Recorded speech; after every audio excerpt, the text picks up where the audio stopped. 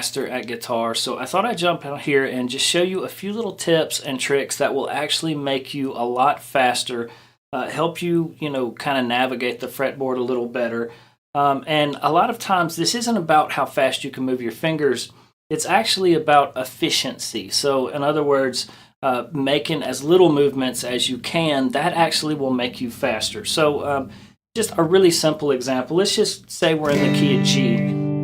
I'm going to usually play a G like this. I'm going to play it with these two fingers on the 3rd fret of the B and the E string.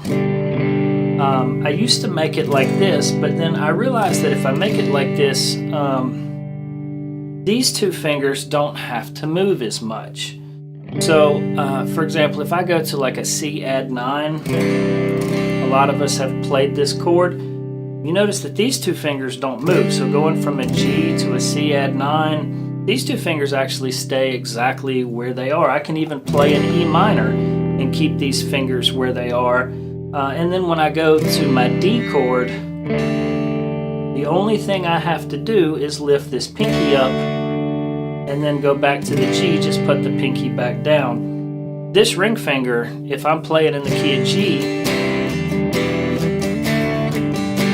never actually moves.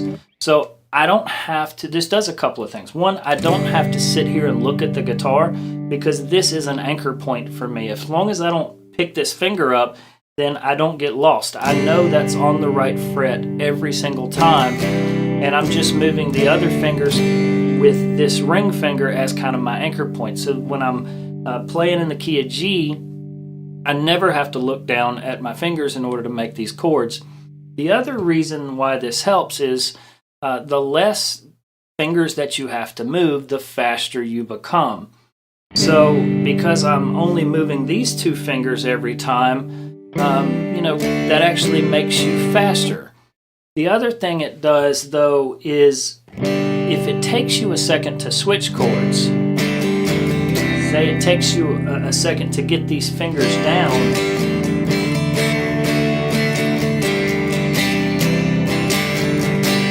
it still sounds better and you can continue to strum even though these two fingers haven't found their spots yet, and you'll still sound good. And this is true no matter kind of what key you're in. There's little tips and tricks like this to make you faster. So since we've played a C already, let's go to the key of C. If I was playing in the key of C, my chords are C, F, and G. Now, a lot of people find an F chord difficult, but if you can ever, learn it and kind of master it and make it on command, it is super helpful because that F chord is movable all around the neck, and it's a lot of fun to play once you get it. But say going from a C to an F, a lot of people will, like they do with changing chords, most of the time they'll lift all their fingers off. But going from a C to an F is just laying this pointer finger down. You're just laying it flat across the 1st fret of the B and the E string, and then these two fingers are just going to move down one. And so now we've got our F chord. To go back to the C, you're just going to lift this pointer finger up and move these two back over, and now we're back at a C chord.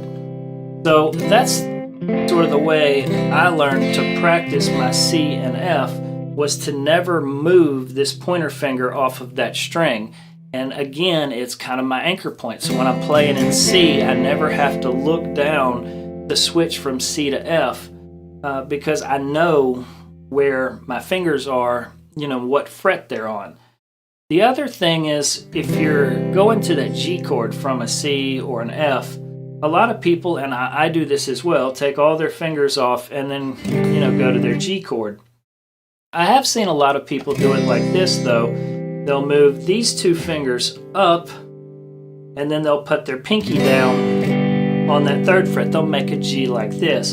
And, ease of movement, less movement involved, that is, the most efficient way to do it. I don't tend to make a G that way. I can, so I have practiced it a little bit. I just don't tend to make a G like that. Instead, a lot of times, if I'm not going to take all my fingers off and move them to make a G, what I'll do is slide that F chord up 2 frets, and this becomes a G chord. So moving that F shape up to where your pointer finger's on the 3rd fret, that makes a G. And so that's sort of the way I'll do it. And that way I'm still kind of holding this pointer finger as my anchor point and kind of working the chord around that way. So that is, a nice thing to practice, is making that G chord by sliding that F chord up 2 frets. So, do play around with that. So that covers the key of G, that covers the key of C. Again, if you're in the key of C, if you go to that A minor, your relative minor, these 2 fingers you don't actually have to pick up. All you're going to do is tuck this ring finger behind your middle finger. So going from a C to an A minor, you don't actually have to pick up any fingers except for this ring finger. So again, the less movement that you have to make, the faster you will become on guitar. So that's G and C. Now let's talk about the key of E. Like a lot of you, when I started learning to make an A chord, since the chords of, in the key of E or E, A, and B, what I would do, the way I learned to make an A chord, was to actually make it like this with all 3 of these fingers. But after a while of playing, I realized that there is a faster way to make an A chord, and that's just to lay your finger flat there on the 2nd fret. So I'm making an E. If I just lay my finger flat, now I'm making an A chord. So that allows you to switch back and forth between E and A very, very quickly. So nowadays, even if I'm playing in the key of A, I just lay my finger flat there on that 2nd fret. Again, the less movement and the less fingers you have to put down, the faster you'll become. So if laying our finger flat makes an A chord, if we move it up 2 frets, that actually makes a B chord. And I would tend to do it like this so that I'm holding the 2nd fret on the A string as well. That way I can play more of the strings. Similar to this A chord, I'm just kind of moving that idea up 2 frets. But even if you just hold, just lay your finger flat right there and just play the D, the G, and the B string, that's making a B chord. So to play in the key of E, you got E, lay your finger flat, make an A, move it up 2 frets, make a B, back down to an A, and then back to an E. And this idea works anywhere that you can move this E chord. And one of the reasons why I mentioned to you, hey, learn to play this F chord shape, is because an F is just an E moved up 1 fret. So you might think of it like a bar chord, or just playing this F chord, but it's the same idea, and it works the same way as playing in the key of E. So if you're playing an F, laying your finger flat goes to your 4 chord. In this case, if we're playing in the key of F, this would make a B flat, and then moving that up 2 frets makes a C. So I can play my F, a B flat, and a C, all in the key of F without really doing a whole lot of work. But this also allows me to play in any key that I want to. So let's say I wanted to play in something strange like A flat. Well, I go find where I would make my A bar chord or my A F shape. Then I move it this way 1 fret, and now I'm in A flat. And my chords to A flat are A flat, D flat, and E flat. And I know you're thinking, I don't know how to make any of those chords. Well, this is already making one of them. This is your A flat.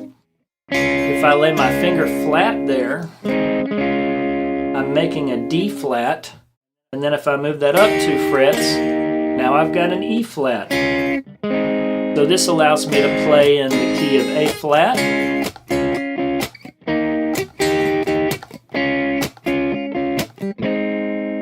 And it makes, me who doesn't know all of these really fancy chords, but I know if I can find my 1 chord, I know where my 4 and my 5 chord are, and then I can play in any key that I want to, just using this simple idea that I got from E, A, and B.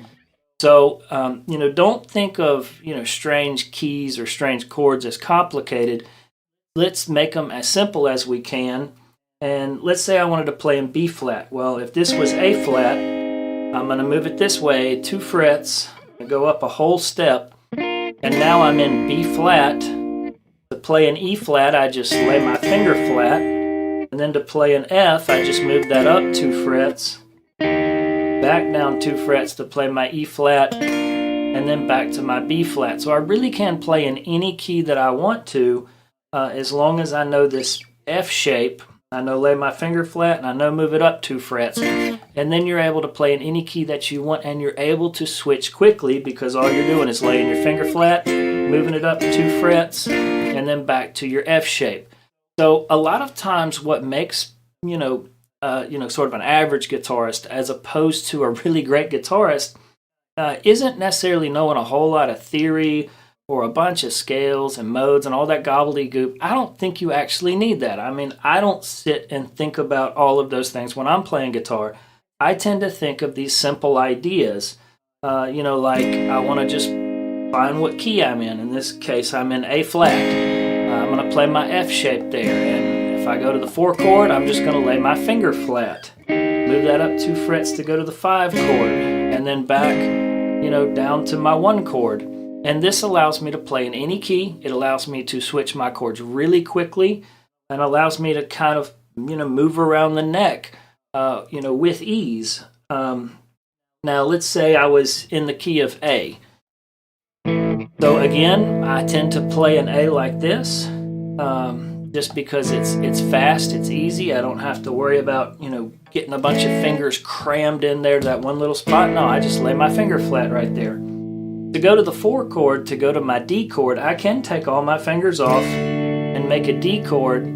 But instead of a lot of times what I'll do is I'll just put my fingers like this. And this makes a D chord as well. So anywhere that I'm playing this A chord shape, I make this chord, and I know I'm in the 4 chord. And to go to the 5 chord, like we've done with that F shape and other chord shapes, you just move that 2 frets up. And now I'm playing my E chord or my 5 chord, move it back down, and then back to my A chord shape. So again, this allows me to play in any key that I want to. So let's again say I wanted to play in B flat. Well, I know this is A and B flat is 1 fret this way, so I'm just going to move this up 1 fret. Now I get a B flat. Put my fingers down like this to make that 4 chord. This would be an E flat. I'm going to move this idea up 2 frets. This makes an F chord. Back down, and then back to my B flat. So again, as you play around with these ideas, you start getting faster at moving around, not because you've practiced a whole lot, but because you're being efficient and you're moving your fingers as little as possible, which makes you faster and makes you more comfortable and confident when you're playing. So, practice around with that. Another neat thing, kind of like with C, all we did to go from C to A minor was just tuck our finger behind. Well, if you're in the key of A, if you're playing this A chord shape, in order to play your relative minor, all you have to do is put down this finger 2 frets up on the D string, and that plays your relative minor. In this case, it would be your F sharp minor.